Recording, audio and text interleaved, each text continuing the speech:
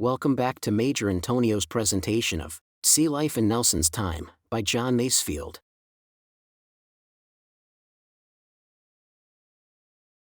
Chapter 6. The punishment most in use in the fleet was flogging on the bare back with the cat o' nine tails. The cat was a short wooden stick covered with red baize. The tails were of tough knotted cord about 2 feet long. The thieves' cat, with which thieves were flogged, had longer and heavier tails knotted throughout their length. Flogging was inflicted at the discretion of the captain. It was considered the only punishment likely to be effective with such men as manned the royal ships. It is now pretty certain that it was as useless as it was degrading.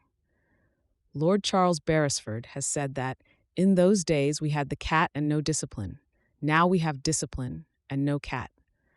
Another skilled observer has said that it made a bad man worse and broke a good man's heart. It was perhaps the most cruel and ineffectual punishment ever inflicted. The system was radically bad, for many captains inflicted flogging for all manner of offenses without distinction. The thief was flogged, the drunkard was flogged, the laggard was flogged. The poor, wretched topman who got a rope yarn into a buntline block was flogged. The very slightest transgression was visited with flogging. Those seamen who had any pride remaining in them went in daily fear of being flogged. Those who had been flogged were generally callous, careless whether they were flogged again, and indifferent to all that might happen to them. It was a terrible weapon in the hands of the officers. In many cases, the officers abused the power by the infliction of excessive punishment for trifling offenses. The sailors liked a smart captain. They liked to be brought up to the mark, and if a captain showed himself a brave man, a good seaman, and a glutton for hard knocks, they would stand any punishment he chose to inflict, knowing that such a one would not be unjust. They hated a slack captain, for a slack captain left them at the mercy of the underlings, and that, they said, was hell afloat. But worse than anything, they hated a tyrant, a man who flogged his whole ship's company for little or no reason, or for the infringement of his own arbitrary rules. Such a man, who kept his crew in an agony of fear, hardly knowing whether to kill themselves or their tyrant, was dreaded by all.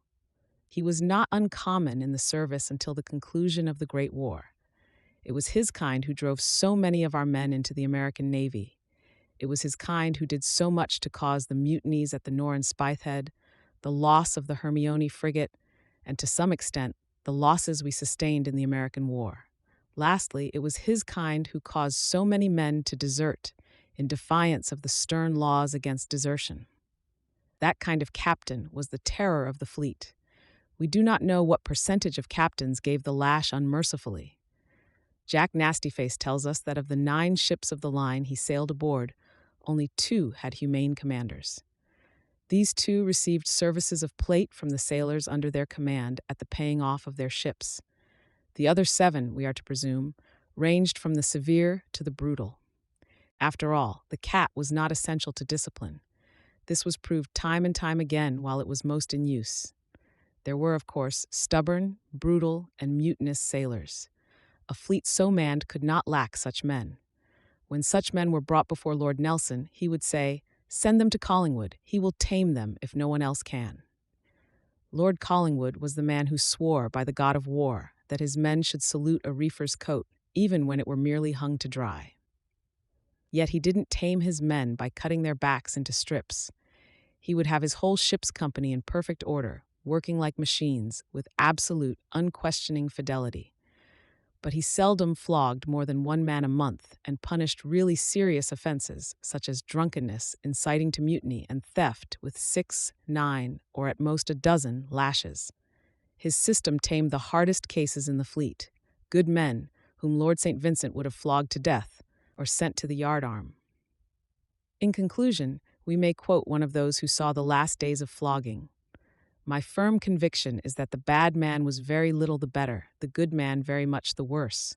The good man felt the disgrace and was branded for life. His self-esteem was permanently maimed, and he rarely held up his head or did his best again." Such was the effect of the favorite punishment in the time of the consulship of Plancus. Those who transgressed the rules of the ship or of the service during the day were put upon the report of the master-at-arms. The names were submitted by that officer to the first lieutenant, who passed them to the captain every forenoon. Drunkards and mutinous subjects generally passed a night in irons under the half-deck in the care of an armed marine before coming up for sentence. Every forenoon, at about 10:30, those who were on the report went below for their smartest clothes, in the hope that a neat appearance might mollify the captain. Those who were in irons got their messmates to bring them their clothes. At 6 bells, or 11 o'clock in the forenoon, the captain came on deck, with a paper bearing the names of all delinquents. He bade the lieutenant turn the hands aft to witness punishment. The lieutenant sent a midshipman to the boatswain's mates, and the order was piped and shouted. The marines fell in upon the poop with their muskets and sidearms. The junior officers gathered to windward under the break of the poop. The captain and lieutenant stood on the weather quarter-deck. The ship's company fell in anyhow, on the booms, boats, and lee side of the ship, directly forward of the main mast. The doctor and purser fell into leeward, under the break of the poop, with the boatswain and boatswain's mates in a little gang in front of them. The captain's first order was, "Rig the gratings." The carpenter and carpenter's mates at once dragged aft 2 of the wooden gratings which covered the hatches. One of these was placed flat upon the deck. The other was placed upright and secured in that position against the ship's side or poop railings. When the gratings had been reported rigged, the captain called forward the first offender on his list and told him that he had transgressed the rules of the service, knowing the penalty. He asked the man if he had anything to say in extenuation. If he had nothing to say, the order was, "Strip." The man flung off his shirt and advanced bare-shouldered to the gratings and extended his arms upon the upright. The captain then gave the order, "Seize him up." The quartermasters advanced, with lengths of spun yarn with which they tied the man's hands to the grating. They then reported, "Seized up, sir." At this point the captain produced a copy of the Articles of War and read that article which the offender had infringed. As he read, he took off his hat to show his respect for the king's commandments.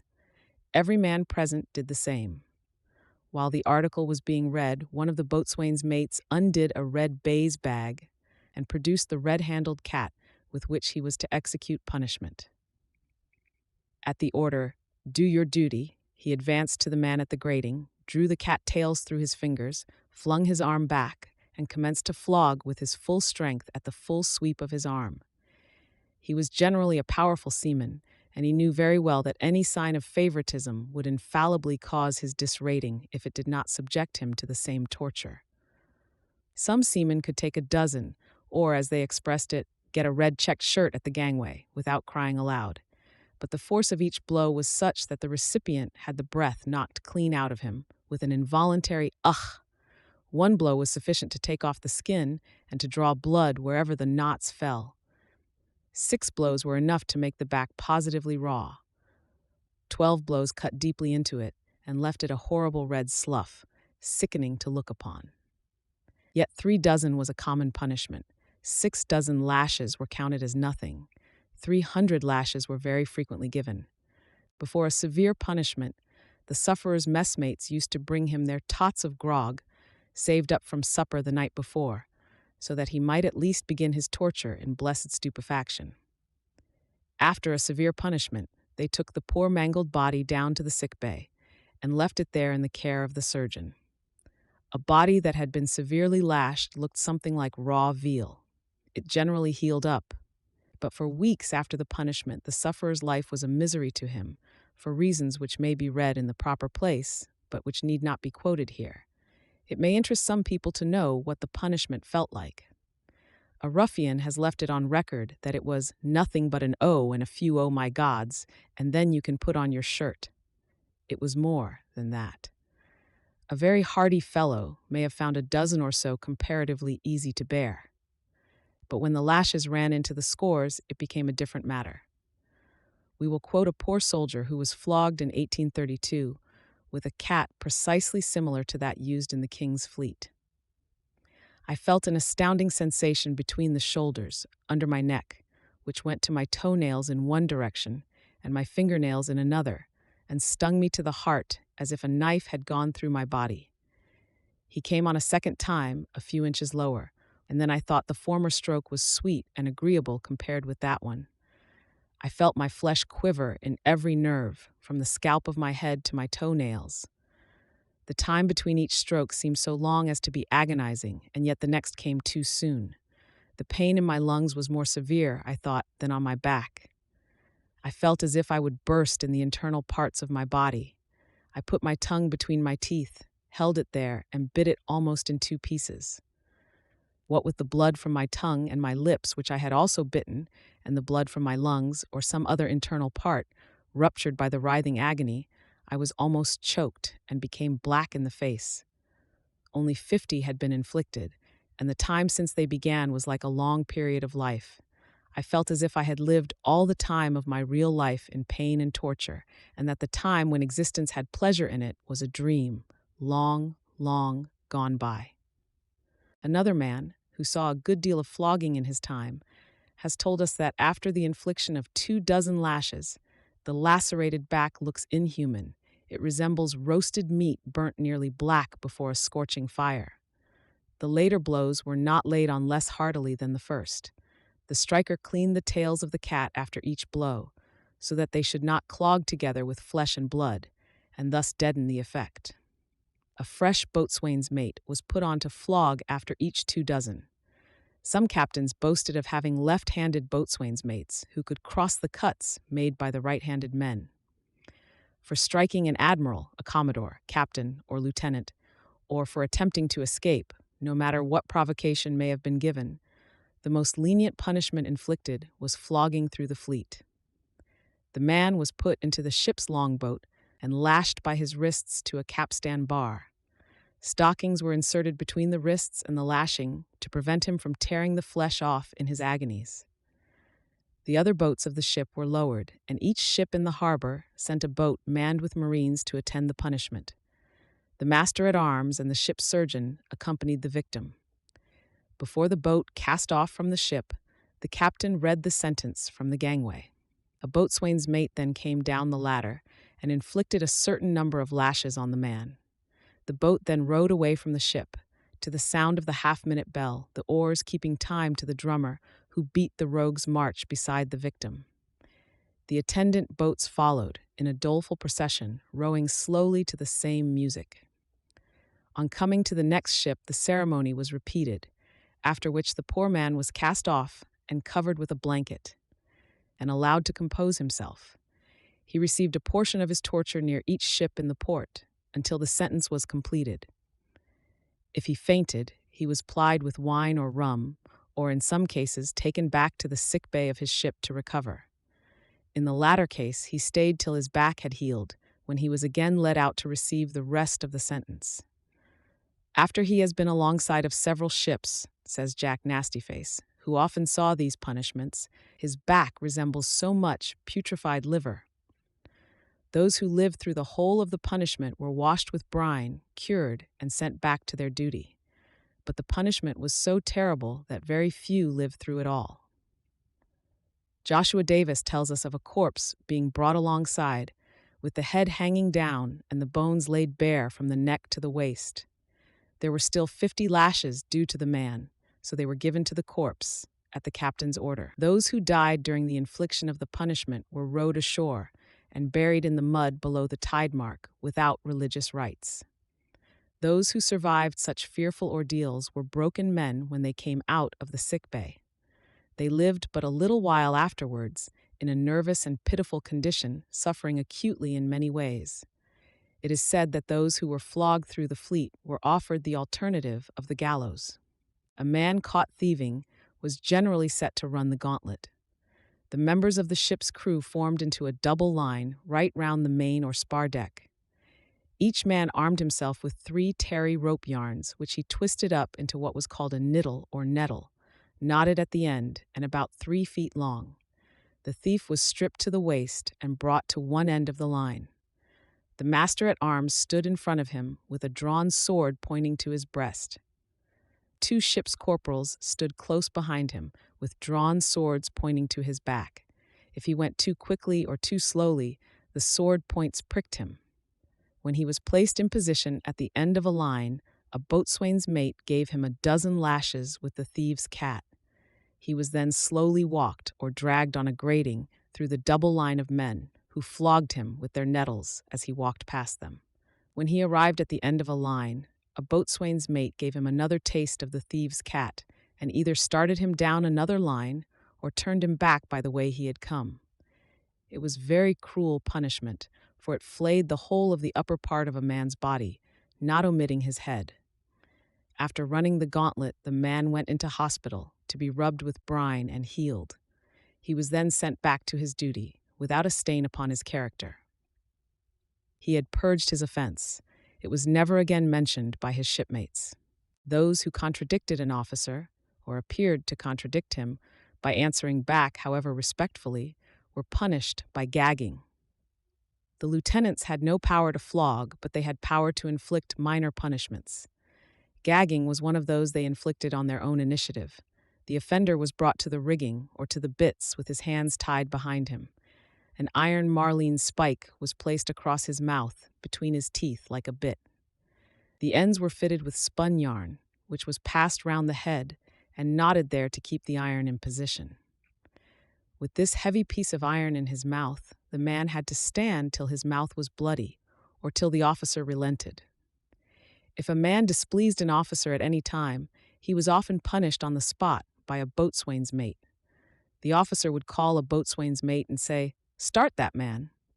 The boatswain's mate at once produced a hard knotted cord, called a starter, with which he beat the man unmercifully about the head and shoulders, till the officer bade him to desist. The sailors found the starting even harder to bear than the cat, for it generally fell upon their arms as they raised them to protect their heads. It was very severe punishment, and frequently caused such swollen and bruised arms that the sailors could not bear to wear their jackets. It was inflicted with very little cause. Whenever an order was given, the boatswain's mates drew out their colts or starters and thrashed the men to their duty with indiscriminating cruelty. It was not lawful punishment, being wholly unauthorized by regulation. But there was no appeal. The sailors had to grin and bear it. After 1811, it was very strictly suppressed. The boatswain, master-at-arms, and ship's corporals, with their rattans or supplejacks, were every whit as ready to thrash the seamen as the boatswain's mates. They, too, carried colts, or starters, made of 3-inch rope, so unlaid that the strands made 3 knotted tails. With these they beat the seamen for any slight, or fancied slight, until their arms were tired. The sergeant of marines was similarly provided, but his attentions were confined to his own department. He had no power over the bluejackets, except in 5th and 6th rates. Besides all these petty tyrants, there were the lesser bullies, the midshipmen, who took delight in torturing the seamen in many ways. The old-fashioned punishments of ducking from the yardarm and keel-hauling were not practiced in our fleet. They had fallen out of use during the 18th century, though the French still practiced them. Captain Glasscock saw a Frenchman keel-hauled early in the last century. Instead of them, there were other punishments, such as a disciplinarian could invent on the spot. Spitting on the decks was discouraged by fastening buckets round the offender's neck and causing the man to walk the lower deck as a sort of peripatetic cuspidor. Minor offenses were punished by stoppage of grog or of some part of it, by the infliction of dirty or harassing duty, or by riding a man on a gun with his feet tied together beneath the piece. Capital offenses were expiated at the yardarm. The man was taken to the cathiad, a yellow flag was flown at the masthead, a gun was fired, and all the bad characters of the ship manned the yard rope, and ran the victim up to the end of the yard. This concludes today's reading of Sea Life in Nelson's Time, presented by Major Intonio. Join us also next week for the subsequent chapter, or download the entire audiobook from our webshop at intonio.net. Thank you for listening, and so long.